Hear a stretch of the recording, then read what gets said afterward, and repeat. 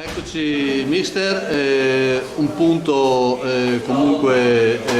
è sempre un punto come si dice, qualcuno si aspettava qualcosa di più, però è da tenere sempre conto che dall'altra parte c'è un avversario. Sì, è chiaro che c'è un po' di delusione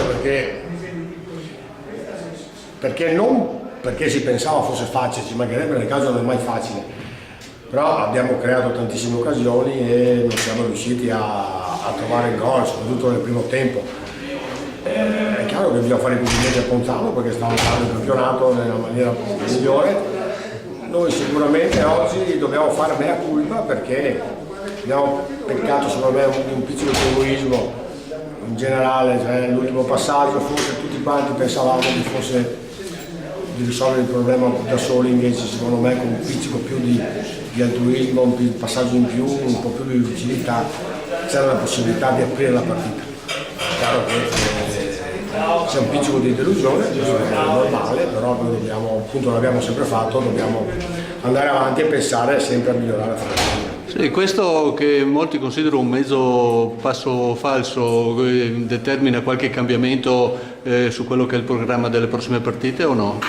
Noi andiamo in campo sempre per far bene, andiamo sempre per vincere possibilmente. Adesso pian pianino abbiamo anche la rosa, stanno tutti recuperando, stanno tutti abbastanza bene, perciò c'è la possibilità anche di sfruttare appieno tutti i giocatori.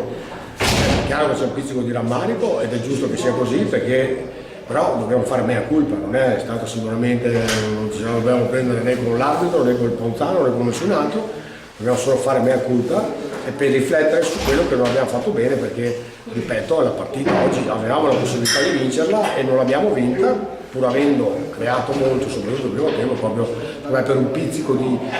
apprensione e di egoismo che ci è costato caro. Allora concludiamo facendo due numeri, perché noi adesso siamo a 32 punti, l'anno scorso abbiamo concluso a 37, ci sono 5 punti da colmare, l'obiettivo era quello di superare e insomma, siamo in linea, possiamo dire così, magari qualcuno si aspettava qualcosa di più, ma bisogna stare coi piedi per terra.